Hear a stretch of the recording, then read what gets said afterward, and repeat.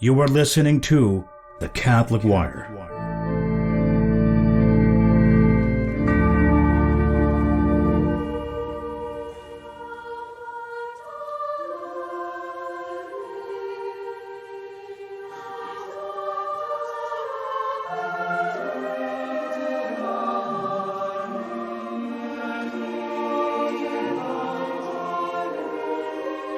Welcome to another episode of What Every Catholic Should Know.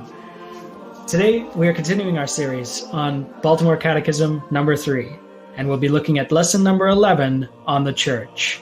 This is your host, Brother Alexius, and I'm joined today by our usual guests, Father Carlos Zepeda and Father Jeremy Saunders. Fathers, welcome to the program. Thank you, brother. Thank you. Good to be here. As usual, I'll read some of the questions, we'll discuss them, and then we'll continue with the questions. The first question in this section on the Church: how was the true religion preserved from Adam till the coming of Christ? The true religion was preserved from Adam till the coming of Christ by the patriarchs, prophets, and other holy men whom God appointed and inspired to teach his will and revelations to the people, and to remind them of the promised Redeemer. Who were the prophets, and what was their chief duty? The prophets were men to whom God gave a knowledge of future events and connected with religion, that they might foretell them to his people, and thus give proof that the message came from God. Their chief duty was to foretell the time, place, and circumstances of our Savior's coming into the world, that men might know when and where to look for him, and might recognize it when he came. How could they be saved who lived before Christ became man? They who lived before Christ became men could be saved by believing in the Redeemer to come and by keeping the commandments of God. Was the true religion universal before the coming of Christ?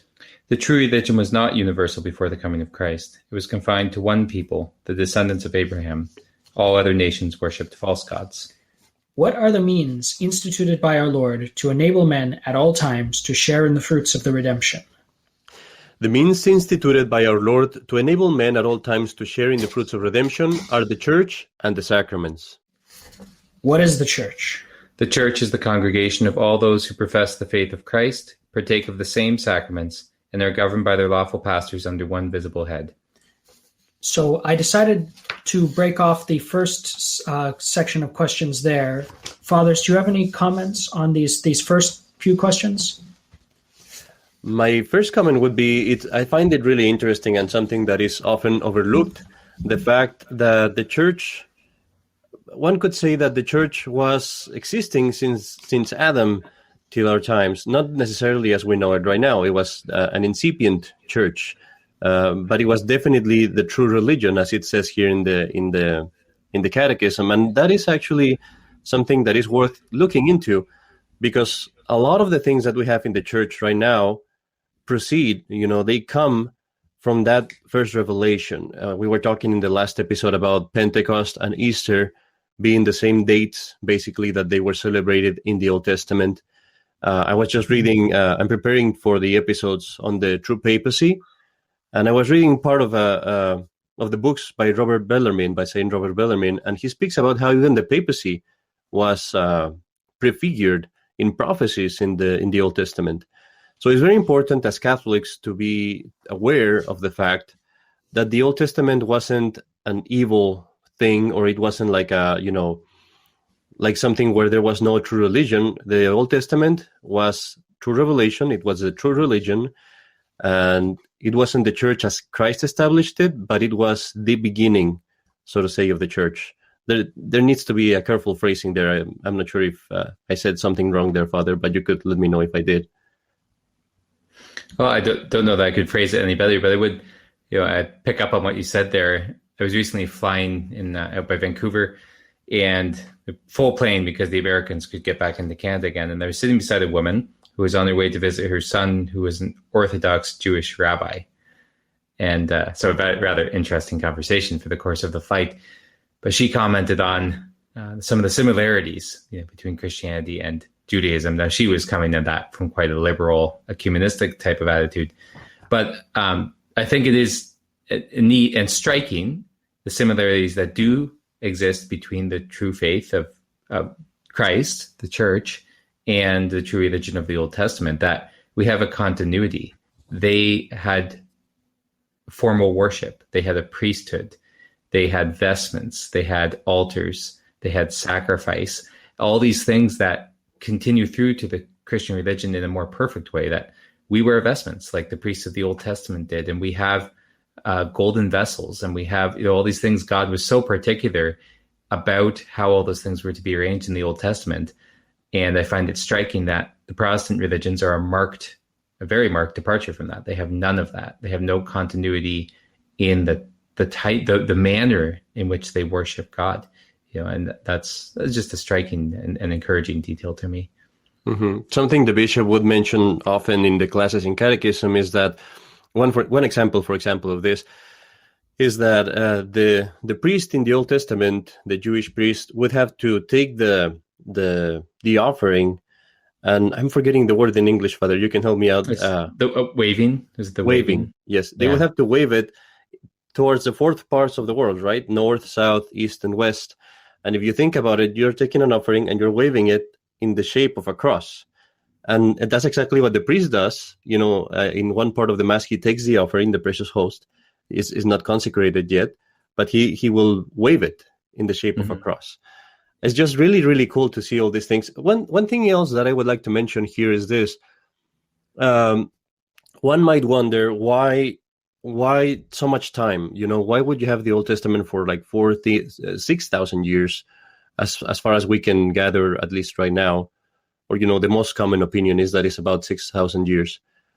And why so long? And the thing is, when you think about what it means to have God become incarnate and God living with us as a man and humbling himself and suffering, there is just so much that in there that would be hard to understand and even to believe, that God used all that time to prepare the people of Israel for the truth of the Messiah. I'm not sure if I'm explaining myself, but when, for example, the first thought of us would be, if God comes to earth, he's going to be majestic, he's going to be a king, he's going to be powerful, he's going to just rule all over the earth.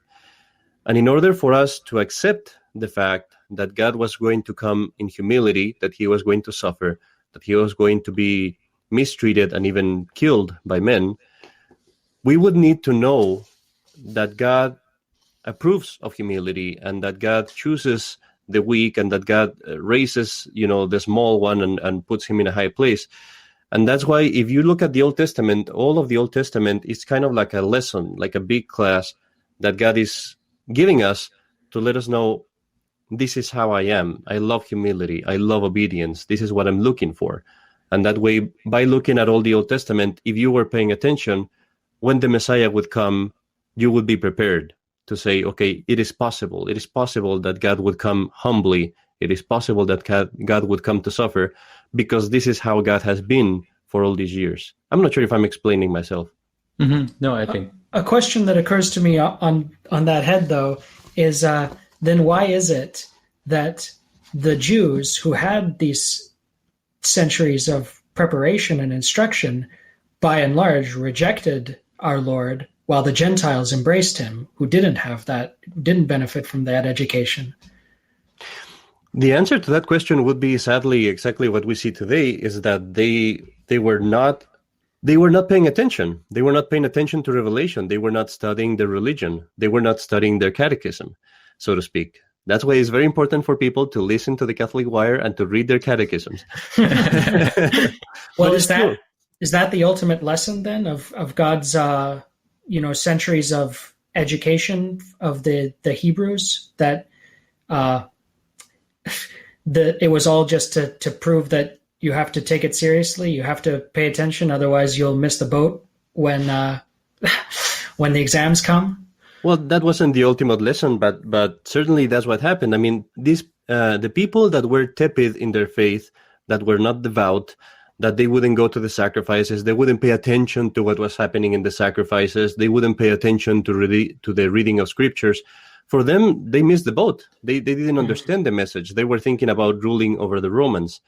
But all the other people that were faithful, that were putting attention to scriptures, like our Blessed Mother, who was very well learned with the scriptures, all all those people that were devout, that were going to the sacrifices, that were trying to please God, for them, it made perfect sense what they were seeing. They could Simeon accept the and Messiah. Anna and those kind of people. And that's, you see a parallel today in the church today. How many people have accepted errors and modernism and heresies? And why did they? It's because they were not well trained, they were not studying the religion, and they also were not being pious enough. And, I don't mean to blame anyone, but that's what happens when we are not corresponding to God's graces. We can be deceived. Mm-hmm. Yeah, and something interesting I thought through your question, brother, is why, by and large, was there a conversion of the Gentiles if they didn't have that preparation? But I don't think that long preparation failed to benefit them. So we see the example of, I think it's the Ethiopian man that Philip was sent to instruct. He found him reading Isaiah, even though he was a Gentile. And he said, Philip asked him, do you know what you're reading? He said, how do I know unless someone instructs me? But they still had, when St. Paul or the apostles came to preach to the Gentiles, a preparation that they could reference, I think. So it would still have been a benefit. Like St. Paul says in his letter, Father, you might know which letter it is, but he mentions, that God, who first spoke to us through the patriarchs and the prophets, has now in this last time spoken to us through his Son. So they were still making use of those lessons of the Old Testament and of the doctrines of the Old Testament, just as we do to this day in preaching to the Gentiles. So it wasn't a lost benefit for them, I don't think. Mm-hmm. Oh, okay. So the Gentiles did have the prophets, and they did benefit from that did reach them. Okay. Because I was going to ask actually why God didn't send prophets to all peoples, but I guess they did learn from the prophets that he sent to the Jews. Yes, and the actual writings of the prophets were widespread in the world in antiquity. In Rome, in Greece, they actually knew some of the writings of the prophets. One last comment maybe that there's a lot we can comment on this, and this might go for a while. But I would like to say one thing just really quickly. This is a very important episode. We're talking about the means, as the last question say, the means instituted by our Lord for salvation, which is the church and the sacraments. It's actually one of the most important ones probably that we could cover right now. And I want to say we have been struggling for 30 minutes to get this show ready because the thing wasn't working. Our systems here were not working. And I'm thinking the devil might have been angry about this episode. And if you notice something we discussed, brother, I think in the Crisis in the Church, the main heresy right now, the main problem is an attack on the church. That's the main heresy that we're seeing in modern times is an attack on the doctrine of the church.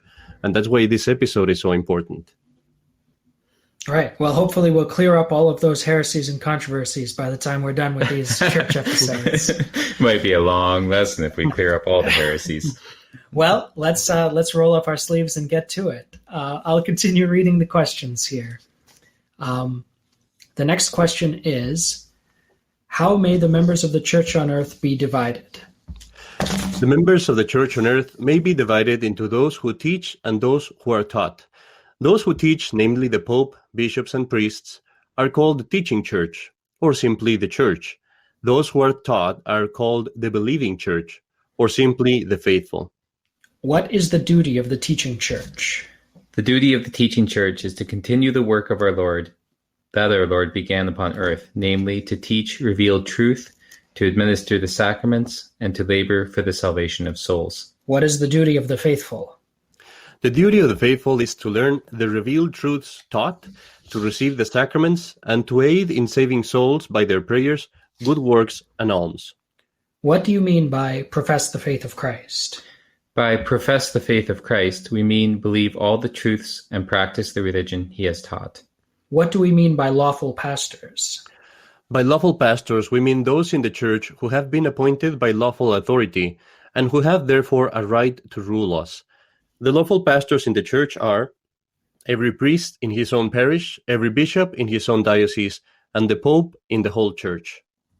Who is the invisible head of the church? Jesus Christ is the invisible head of the church. Who is the visible head of the church? Our Holy Father, the Pope, the Bishop of Rome, is the Vicar of Christ on earth and the visible head of the Church. What does vicar mean? Vicar is a name used in the Church to designate a person who acts in the name and authority of another. Thus, a vicar apostolic is one who acts in the name of the Pope, and a vicar general is one who acts in the name of a bishop. Could anyone be Pope without being Bishop of Rome?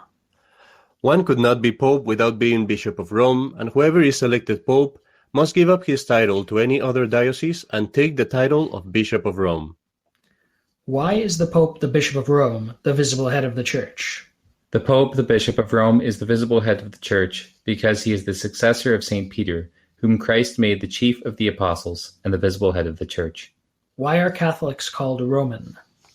Catholics are called Roman to show that they are in union with the true Church, founded by Christ and governed by the apostles under the direction of St. Peter, by divine appointment, the chief of the apostles, who founded the Church of Rome and was its first bishop.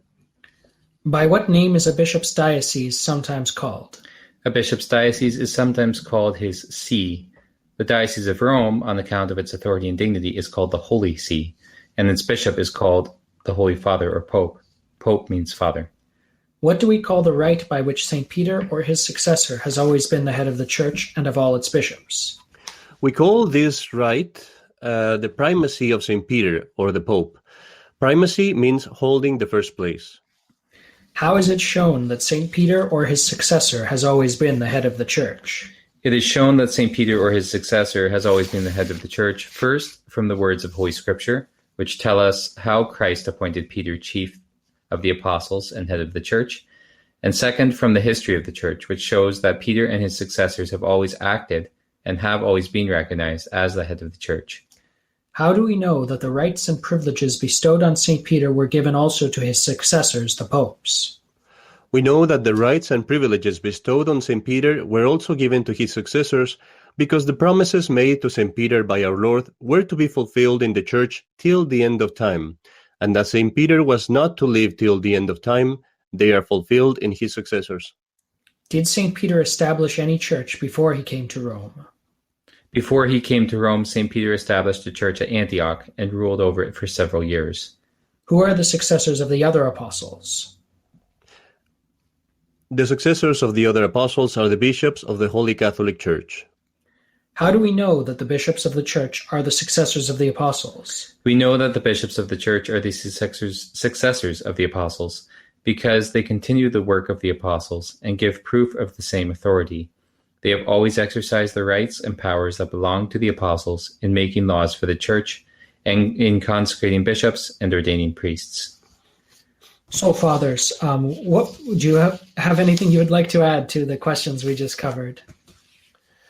Well, there's a lot in here to add, Father. A lot of material. We started with with talking about who are the members of the Church, correct? How may the members of the Church on earth be divided? Right. It's almost a matter of where to start. But the duty of the Church, that was one thing I wanted to comment on, the second question we addressed there. This catechism is written in a very practical vein.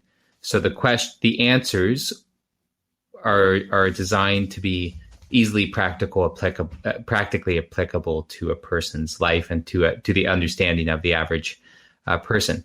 And so they don't always, they express the truth. Sometimes they don't express it. Almost always they don't express it as concisely as, say, a theological manual might.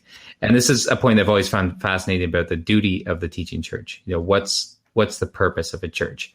Why do we have the teaching church? And it mentions that it's to carry on Christ's work, and it mentions how it does that. But really that work's divided into three areas. And this can be really important to understand, that the church fulfills that office of Christ, which is to teach, to govern or rule, and to sanctify. Now, the answer they give here gives how it does that, by administering the sacraments, by laboring for the salvation of souls. But to teach and govern and sanctify, it fulfills that same role that Christ fulfilled on earth of prophet, which broadly speaking is a teacher, priest to offer sacrifice, to sanctify, and king to rule and govern. Those are the three offices of Christ. And likewise, the three offices exercised by the church, by the teaching church. Yeah, and I find that super important in this day and age. I've been a priest for only 6 months, but in this time, I'm not talking about anyone that I know in my parish. I'm actually very thankful with how the people in my parishes have received me. But something I've noticed in talking to people here and there is that there has been a lot of a great loss in that concept of the teaching church and the duty of the faithful to act as sheep, as disciples. And it's understandable, given the fact that we are going through such a crisis, and there are so many people out there deceiving the faithful. You know, we have the so-called Catholic hierarchy teaching modernism and heresy. They're not Catholic and they're not hierarchy. But the problem is that with those who are still Catholic, you know, with Catholic bishops, with Catholic priests, we still have the duty and the need to act with them as faithful, to actually listen to their teachings, to attend to those three offices that Father Saunders just made reference to. There's no such thing as a church without those powers. The church has to have those powers. Even in this time of crisis, it has to have those powers, one way or another. So the best way to act with bishops and priests is to act in that manner, to listen to them when they preach, to take them as an authority to preach, to obviously go with them to when they offer the sacrifice and to support the offering of that sacrifice, which we know for sure is a Catholic Mass, and to accept the ruling of them. And this is, I know that here some people might cringe when they hear this. By ruling, we simply mean the faculty to give us advice, to tell us, okay, well, that's kind of a contradictory statement. But they do have the power to tell us morally what's right and wrong. That's, I think, a better way to say it. So the priest is able to say, yes, this is wrong, or yes, this is right. In this time of crisis, the faithful do not do any wrong if they verify this. How do you verify it? By looking at the past teachings of the church. But one thing this is my own opinion, and I think this is the opinion of the church. There will always be a teaching church. Some people have the opinion that there might be a time where there might not be any priest or any bishop, and I think that would be basically admitting defectibility in the church. It's a topic we will cover later, but there will always be at least a bishop, at least a priest that is teaching the true doctrine, that is teaching the true morals, that has those faculties of the church. If I'm not mistaken, we find it clearly stated in Ludwig, a common theological manual, that there will always be pastors in the church. Yes, and here is actually the reference that Father Saunders brought to us. It's in the Fundamentals of Catholic Dogma by Ludwig Ocht. Page is 278, and it's in the point regarding the perpetuation of the hierarchy, and it says, the Vatican Council teaches, just as he, Christ, sent the apostles whom he had elected for himself from the world, as he himself was sent by the Father, so he wishes that there should be pastors and teachers in his church to the end of time. This is found in Denzinger 1821. These pastors and teachers are the bishops, the successors of the apostles. And then he explains, the perpetuation of the hierarchical powers follows necessarily on the indefectibility of the church desired by Christ. And he continues going on this topic. I do have a question about that, and maybe we'll cover this on a future episode.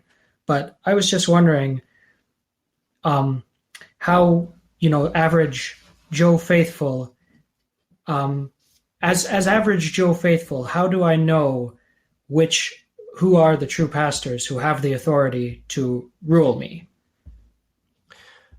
I think if one studies the Catechism and one reads the scriptures, you will come to the knowledge of that. In the Catechism, even in the most basic Catechism, you know what is necessary for you to have valid sacraments. You know what is the basic needs of the faith.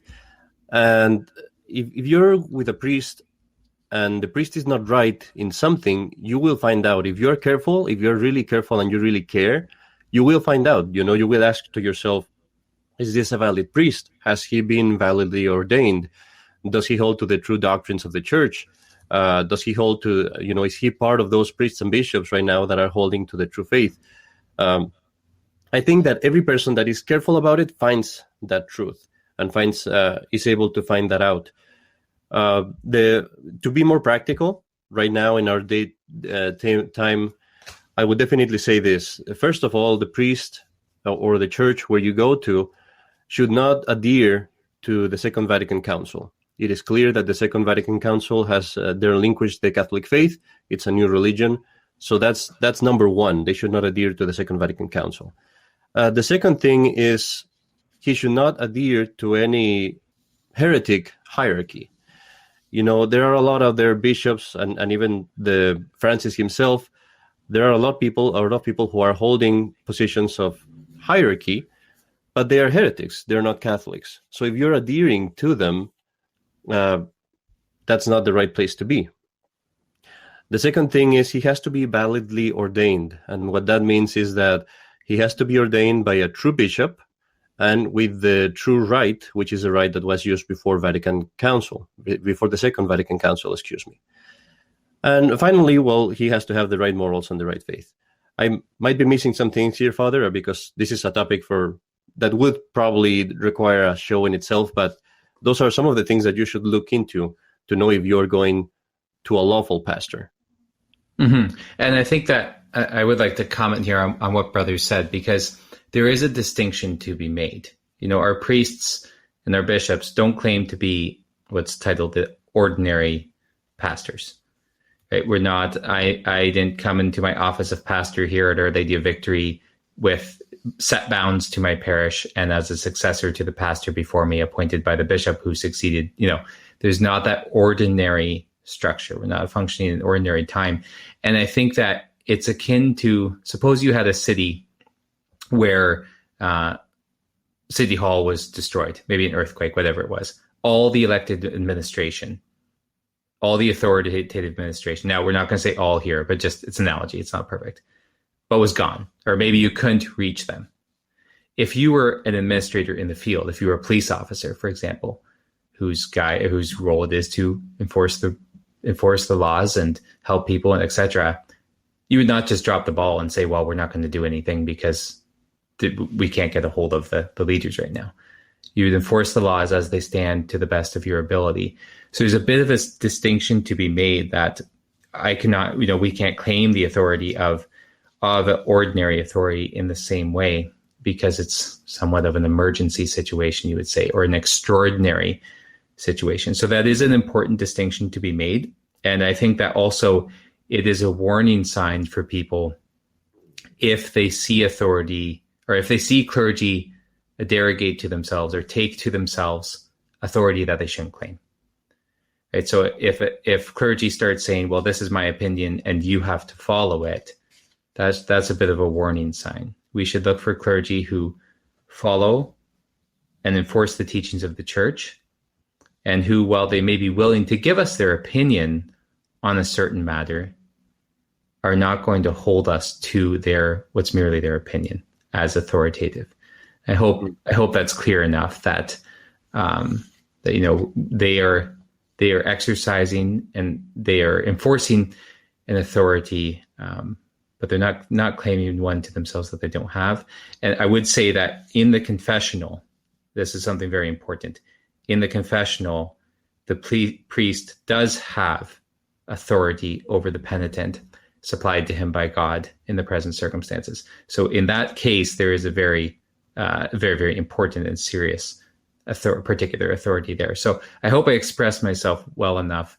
Like Father said, it might be a topic for a whole show almost, but I hope that helps to make it somewhat clear. I thought those were some very important remarks, and just commenting on that once more, just like trying to bring it home to people. What Father said in there is very important. First of all, the priests right now and the bishops in this time and age, we have the duty to do what the church always did. And that's why, as a priest, you can say, this is what the church always taught. This is what the church has always said in matters that have been defined, that are common teaching, where there is no controversy. But if you have a priest, as Father is saying, that comes and tells you something that is not defined, that is a matter of controversy, that the church has never actually made a statement on that, then he doesn't have an authority to force you or to bind you under mortal sin or to refuse the sacraments to you based on that opinion, because it's just his opinion. And that's what Father is stressing right now. We don't have right now an authority to give us an opinion and to just bind us to that opinion. But we do have all the things that have been defined in the church in the past, that we as priests do what the church has always done. And that was what the bishop would always tell us. We do what the church has always been wont to do. And that point of confessional is super important, of the confession. When you go to a priest so that he hears your confession, you are putting yourself under his jurisdiction. The priest is acting as a judge there. And so just by the mere fact that you're going to confession, you are acknowledging the priest's power to tell you what to do. As Father said, that's an authority that is at least supplied by the church in that moment, but that is required. If the priest didn't have the power to judge you and to tell you what to do morally, obviously we're talking about something that is not sinful, he's giving you advice as the church would always give, then that confession would be invalid. You have to have that. So the moment you go to confession, you're acknowledging that authority of the priest. God will always supply to the church the authority it needs to carry out the work it's for. He made it to get souls to heaven. It will be there till the end of time, and he will give at least the minimum amount of authority we need to do our work, which we see in the confessional. Aside from that, a Catholic should have the spirit of obedience. And he does have to be on his guard today, because there are many false shepherds, but he should seek to find the shepherd who professes the Catholic faith, teaches the Catholic faith, and only holds a person to the Catholic faith.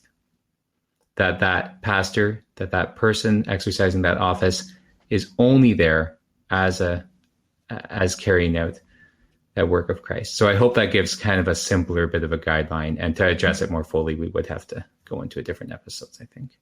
Yeah. We will take a short break and we'll be back for more. You're listening to The Catholic Wire. In The Catholic Wire, we have pledged to provide our online content free of charge in order to benefit as many souls as possible. If you wish to contribute to the support of our network, please go to our website to provide a donation. All your contributions will be used exclusively for the propagation of the Catholic faith. In The Catholic Wire, we greatly appreciate your questions and stories, and we would like to feature them on the air. If you have anything you would like to share, please send it as a voice message, and we may select it to appear in our podcast. I'm thinking we probably shouldn't go too much into the topic today of the Pope, but we should definitely explain a little bit of what is the belief of the Church and how can we apply that to our current situation. First of all, our position in regards to the papacy is one of utter devotion to the papacy. We love the papacy, we love the institution of the papacy, and that's precisely why we cannot accept to say that the Pope is saying error or that the Pope is teaching false or evil morals and false doctrines. Here the Catechism is telling us the Pope, who is the Pope? The Pope is the head of the Church. He is the vicar of Christ. He is the one that takes the place of Christ. And all of us Catholics are bound to have devotion and obedience to the Pope. That's why we are called Roman. What happens if the Pope, or if the person taking the place of the Pope, abandons the Catholic faith? Let's say, for example, that the Pope suddenly said, I'm a Muslim now, and I'm going to be teaching Islam. Well, would you still follow him? Brother, would you follow him? You bet I would not. Yeah. So why not? Because he's not Catholic anymore. He doesn't have authority anymore the moment that he becomes a Muslim. That's kind of a more graphic example. But if the Pope were to abandon just one aspect of the faith, just one teaching of the faith, it would be the exact same thing. He would abandon the faith and he would cease being Catholic. So right now, faithful Catholics, when they see the person in the place of the Pope or the bishops, following false doctrines and teaching evil morals, and pretty much falling into heresy, which is the main factor, that means that they are not Catholic anymore. And therefore, not only can they not be the lawful authority, they cannot even be Catholics. They're not even in the same fold. And so what position do we have to take? We're forced to take a position where we say we love the papacy, we're waiting for a Catholic pope. We will be faithful to all the Catholic popes from the past. We're here holding our ground, holding the fort for our Catholic pope when he comes. But this person that is right now taking the place of the pope is certainly not Catholic, and therefore cannot be the pope. Somebody sent me a screenshot yesterday, and people might tend to think this is a bit of a fringe idea, which for many years it was certainly not a mainstream idea. But this screenshot is quite striking to me. So many of our listeners may be familiar, and maybe most of them wouldn't be familiar, but there's a very popular YouTuber called Dr. Taylor Marshall. Now, not someone I recommend. He's a quasi-traditional person, but he has a very large following amongst those who are searching to be Catholic. And he posted a poll asking the question, do you believe Pope Francis, formerly George Bergoglio, is currently, today, the valid Catholic Pope, Vicar of Christ on earth, valid Supreme Pontiff, and valid successor to St. Peter? 63% responded yes, Francis is Pope. 37% responded no, that he is not the Pope. So that's quite striking of that is so obvious. And that was out of roughly 2,000 votes. But that, it's becoming very, very obvious to people. And, I could talk for, longer, I guess, on this point. Do we really want to address this thoroughly here? Or? Yeah, go ahead, Father. Okay. So there's a very, what I find, I just want to say something. I don't have jurisdiction to tell Father whether if he can go or not in the episode, but it's just an opinion. There you go. No authoritative. No, actually, I guess that jurisdiction would belong to Brother since he's our host, I suppose. Right. Yes. But, I favor jurisdiction. I feel sorry for the editor of this particular episode. I think we have okay. So, what's a Catholic to do? Right? You're faced with this situation where you just want to be Catholic. You just want to obey your pastor, like Father said, right? You just want to go to church, be able to do what the priest says, practice the Catholic faith, receive the sacraments, live your life, get to heaven. That's what Catholics want. Most Catholics don't want to stick their nose into theology books. They're not concerned about canon law, at least not deep stuff. They want to know their faith the way they need to and just live their life, live a good Catholic life. The first thing I would say is, yes, that would be nice. As a priest, I would like a similar thing, but it's not quite the situation we find ourselves in. So we can't throw our hands up and go, well, this is a difficult situation, so I'm just going to ignore it. That's not a solution to a problem. We know the Catholic Church is there. We have to put the effort in. So, but what's a Catholic to do looking at this situation? And there's been historically kind of three responses to this situation, because good Catholics who are studying their faith look at this and go, okay, something is wrong. This new religion is not Catholic. I know it's not true. It's obvious to me it's not true. How do I explain this? And that question naturally goes to the question of the Pope, right? Because he's the center of authority in the church. They go, okay, so what do I say about this? How do I explain this? And the first or one reaction is to simply say, okay, he's the Pope. That's it. I'm going to be as Catholic as I can. I'm going to practice my faith as well as I can, just as so far as he says. So this is like the Ecclesia Dei, or the Fraternity of St. Peter, where you have a Latin cohort or a Latin section within the Novus Ordo religion. They have what were called indult masses, that they allow Latin to be used. They allow ceremony. And so many people happily go there, and by all accounts, they have good sermons and whatnot, but it's still part of the new organization, and the priests are now validly ordained. But this is one answer, to say, okay, we will just be as Catholic as we can within the pale of the new religion. But there's a problem there, because that reduces tradition, reduces Catholic truth to a preference. I prefer the Latin Mass. I prefer traditional morality. But at the same time, I have to acknowledge that Pastor Bob down the street, who will, just marry you if you're living together and give communion to divorced people, I can't really say much about him because we're part of the same organization. So that is kind of the first reaction of, okay, this is the church, he's the Pope, we're just going to do what we can within it. But that's not a solution. It's just an easier way of life, and it reduces tradition to a preference. And then you have what could be called recognize and resist, or mainly the Society of Pius X, that they say, okay, this man is the Pope, but we're going to run our own ship because we don't think he's doing it right. And this is a very, very, very dangerous attitude. In my opinion, this attitude is even more dangerous than that of those who stay within, say, the Fraternity of St. Peter, because to recognize a man as Pope, you have to recognize his authority. You can't just run your own ship. It's like someone saying, okay, there's Peter. He's Peter. He's the captain of the ship. We recognize him as captain, but we're going to go jump on our own dinghy and sail by ourselves. But he's our captain. It's not reasonable. It's not logical. And in my opinion, it is ultimately going to undermine people's faith entirely. Because to maintain this position, you have to undermine the idea of the papacy.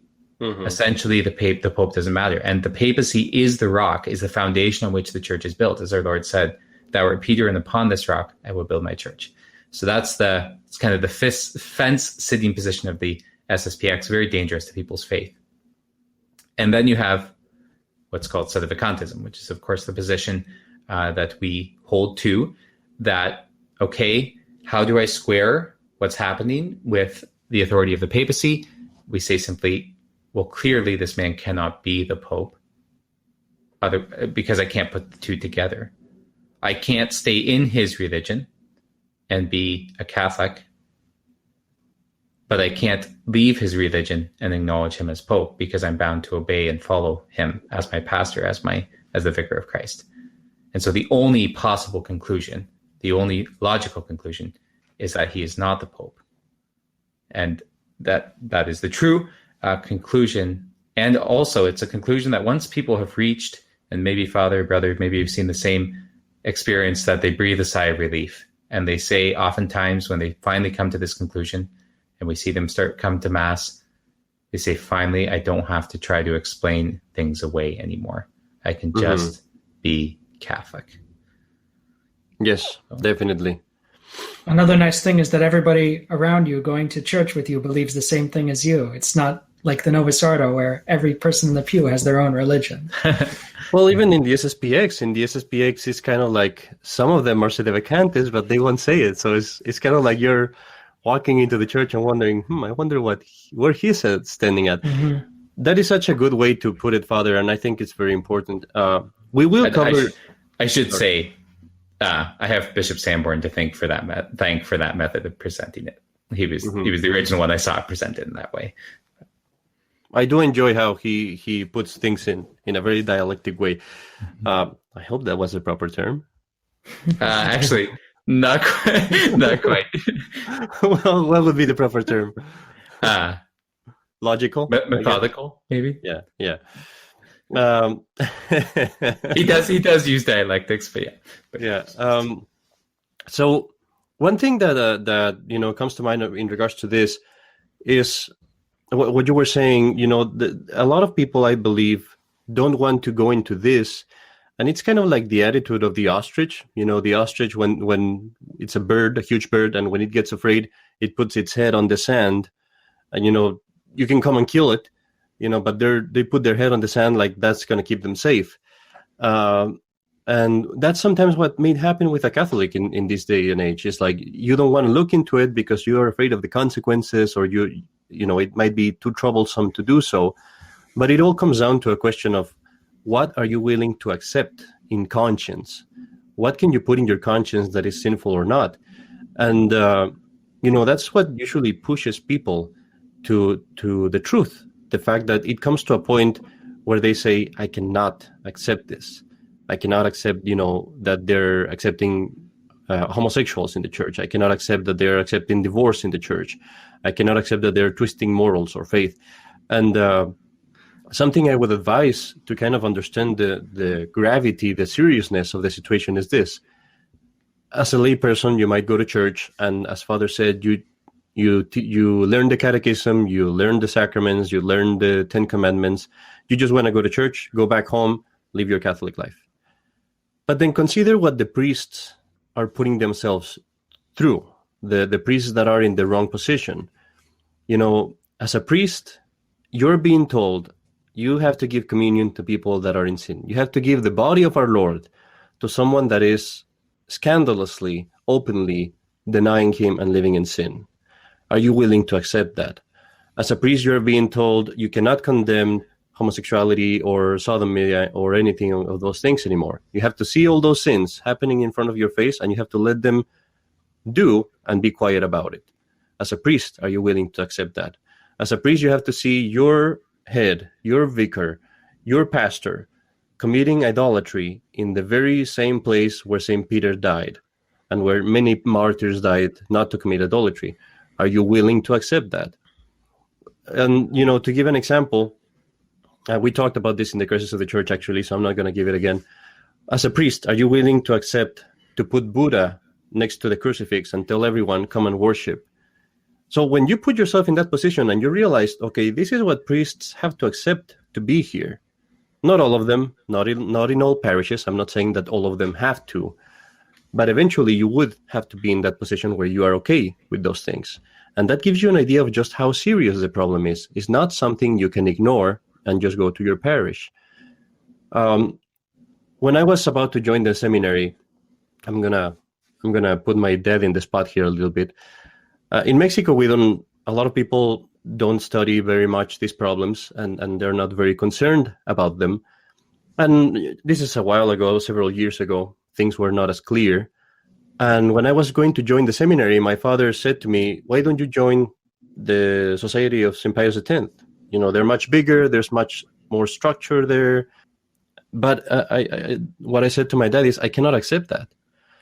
If you're telling me something that is not the Catholic Church, even just one point, not the Catholic teaching, even if it's just one point, I cannot accept that. How can I live? How can I preach? How can I be up there knowing that there is something that I know is not true, and I'm being quiet about it, and I'm just accepting it? It's impossible for me. And I think every Catholic, every good Catholic, should make that question to himself. What am I accepting here? Am I willing to accept this? Am I willing to actually teach, preach, and defend these doctrines? And if the answer is no, then you have to move. You have to go to where the truth is. Mm-hmm. And is thinking about people that come to church, because that can be another thing where it's like, okay, you make this decision, and then you come to this conclusion that it's kind of like, oof, stepping off into the unknown, and something that we comment about sedevacantist circles, and is that no one really wakes up in the morning and goes, man, I wish there was no Pope. It's not like the priests, the traditional priests are like, oh, I'm so happy there's no Pope. I don't have to worry about that. Not at all. It's a nightmare for the clergy and for the faithful. But we're here and we're happy to be here because it's true. And in my experience, you do come across the people who come to this for the novelty. There are the novelty seekers that it seems like kind of a fringe idea, or it seems, kind of like an extreme idea. And we do see those people. But in my experience, we see them come and go because they come for the novelty, but they don't stay for the reality, which is the practice of the Catholic faith. And so it's not a group of people that are here because we want this to be the case. By no means do we want it to be the case that we don't have a Pope. But we're solidly convinced in conscience that this is, in fact, a situation, which also leads to devout parishes. Mm-hmm. Because the people who come are there because they value their faith so highly that they're convinced that they must do this in spite of all the obstacles and difficulties that come their way. That is very, very true. I would like to just, this is something that we could go into for a long time, and we probably will.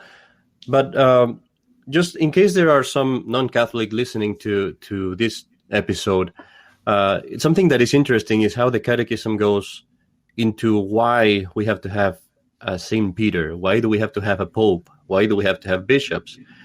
And the church, as we said in the Old Testament, even you saw that there was a hierarchy.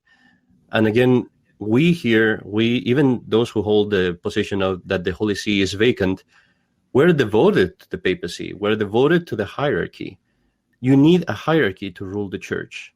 And even now, in this day and age where we have this crisis, there is the teachings of the hierarchy. We have all the writings of the popes, of the previous popes.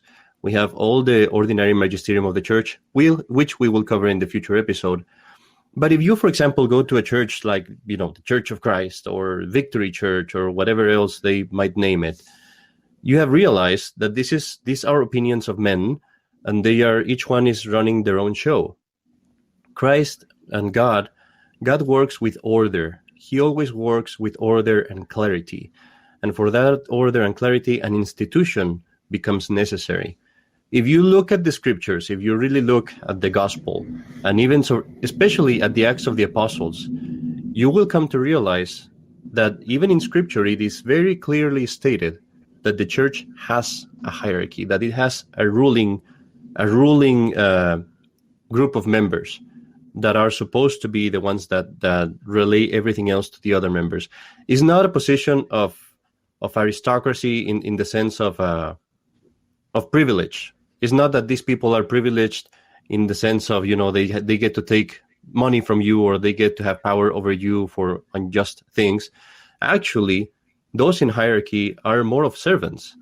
The priests, the bishops, even the Pope himself suffer greatly in performing their roles because they are servants of a great number of people.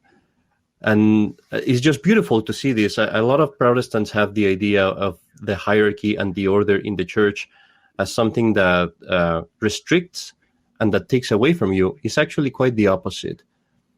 To give an example really quick, because we don't have a lot of time, is the difference between an orphan child without parents and family, or a child without a family. The Catholic person is a child with a family. He has brothers and sisters up in heaven. He has parents. He has older brothers. He has a great father, that is watching over him and that is guiding him. He doesn't have uncertainty on what God is asking of him. While a Protestant would be a child without parents, a child without a family. You don't have any family in heaven that you can talk to. You don't have parents that can lead you, or you're free to choose them and just go to another place where you don't like it. I had to explain as much as I could very briefly, but I hope I relayed the point. Having the church and having the papacy and bishops, it's a huge blessing, and it's part of the blessing that we have as Catholics. That's a beautiful image. I guess we'll move on to the final questions in this section. The next one is, why did Christ found the church? That's me. That's me that needs to answer the question.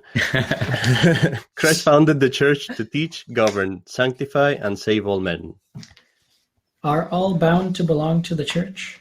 All are bound to belong to the church, and he who knows the church to be the true church and remains out of it cannot be saved. Why must the true church be visible? The true church must be visible because its founder, Jesus Christ, commanded us under pain of condemnation to hear the church, and he could not in justice command us to hear a church that could not be seen and known. What excuses do some give for not becoming members of the true church? Some excuses given for this are, first, they do not wish to leave the religion in which they were born. Second, there are too many poor and ignorant people in the Catholic Church. Third, one religion is as good as another if we try to serve God in it and be upright and honest in our lives.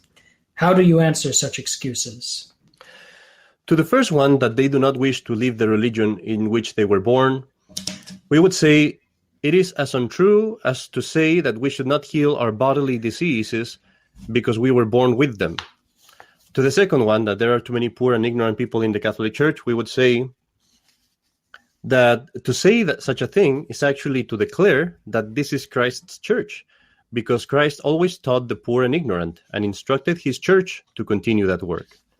And to the third point, that to those that say that one religion is as good as another, that is to assert that Christ labored uselessly and that he taught falsely. For he came to abolish the old religion and found the new, in which alone we can be saved, as he himself declared. Why can there be only one true religion? Because a thing cannot be false and true at the same time, and therefore all religions that contradict the teaching of the true church must be false, must teach falsehood. If all religions in which men seek to serve God are equally good and true, why did Christ disturb the Jewish religion and the apostles condemn heretics? And that concludes the questions in this section. So, fathers, anything to add to these answers? Would you like to go first, Father? Sure. Just a brief comment about are all bound to belong to the church. Before starting this episode, we did talk about that. We will address this someday in more depth in another podcast about the question of outside the church there's no salvation and baptism and etc. All those questions, because it's too much to go into right at this particular part. But we will be addressing that in one of our episodes. Mm-hmm. Go ahead, Father.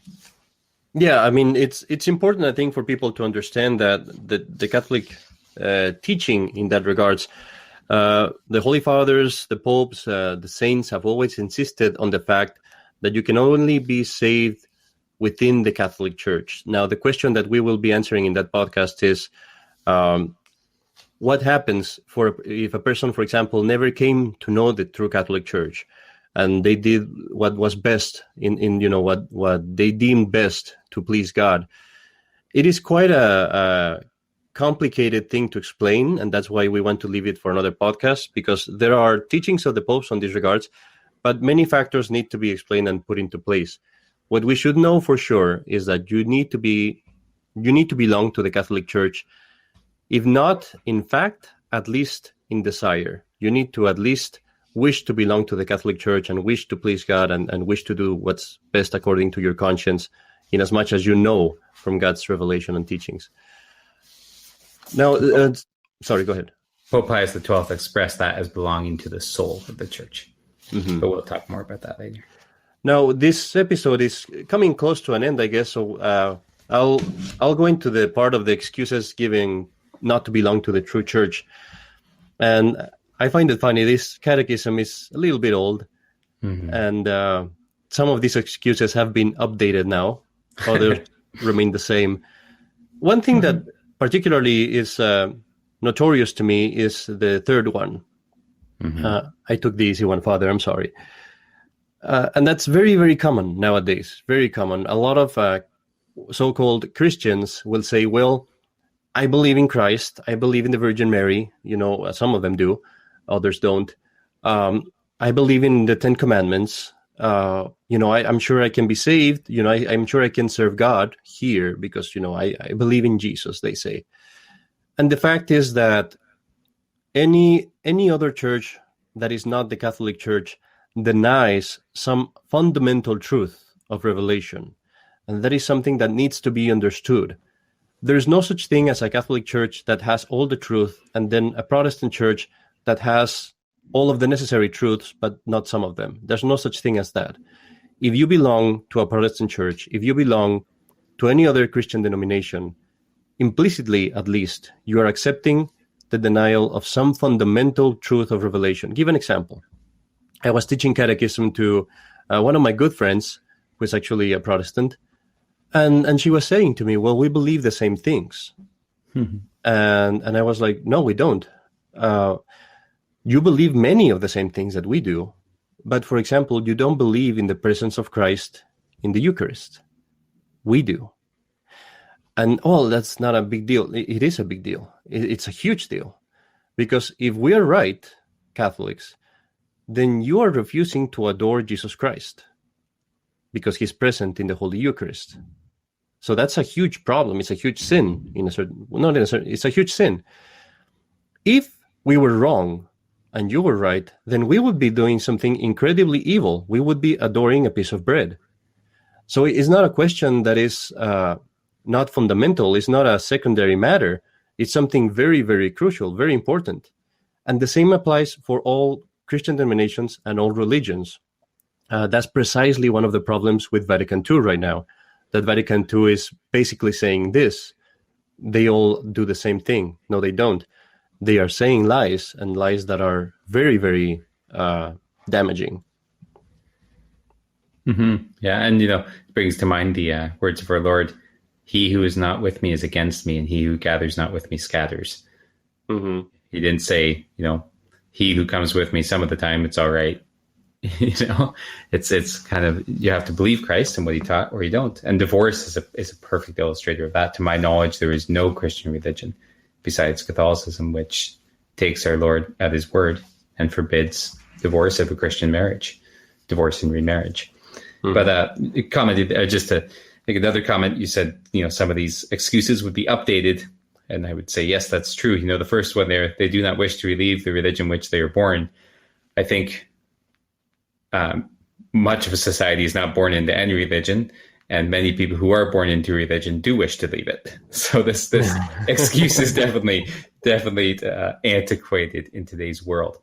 And I think a more apt excuse would be that religion is unscientific, is illogical, is kind of lowly and archaic and medieval, and for ignorant and bigoted people. Mm-hmm. And I would just say simply that is wrong. If you take the time to look at the Catholic faith, now there are some versions of Christianity, if you can put it that way, some religions that are very ignorant and bigoted, that simply say, well, this is how it is, and it doesn't matter what you say. But if you look at the Catholic faith, ignorance is not something that can be charged with. I would challenge anybody to read the Summa Theologica. The brilliance of the Catholic writers historically is phenomenal. Their intelligence is, we would be hard pressed to find people who could go toe to toe with them on matters as far as intellect goes. And also, the church is not unscientific. There's nothing in the Catholic faith that contradicts science. There are Catholics who are, you could say, bigoted maybe in this regard. There are some Catholics who take kind of a narrow view in regard to certain scientific issues. But if we look at the teaching of the church, we find that it is very broad. It is very, it never oversteps its bounds, never tries to impose opinions outside of its pale of faith and morals. And so I'd say that those claims, before you just accept them and make that your reason not to be religious, take a look at what the church actually teaches, not what is presented by media as teaching, or not what your conception of it is, but what does the church actually teach, and what approach does it actually take towards matters. And I think people will be surprised to see in some cases just how false it is that the church is unscientific or anti-intellectual. Definitely, and that's actually one thing that and thank you for bringing that up, Father, because that's such an important point. That's something I love about our Catholic faith. It's very logical, very reasonable. I would say scientific, because church and science go actually hand in hand. True science, of course. And the whole of the Catholic Church and the Catholic faith has been explained and questioned. Not only explained, but questioned. And that's something that is very particular of our faith. When you have other religions where you have to accept things blindly, and you never have intellectuals actually questioning them, I say, not in the sense of admitting a possible error, but questioning them in the sense of saying, challenging it, say, is this true? Is this true? Can this be explained logically?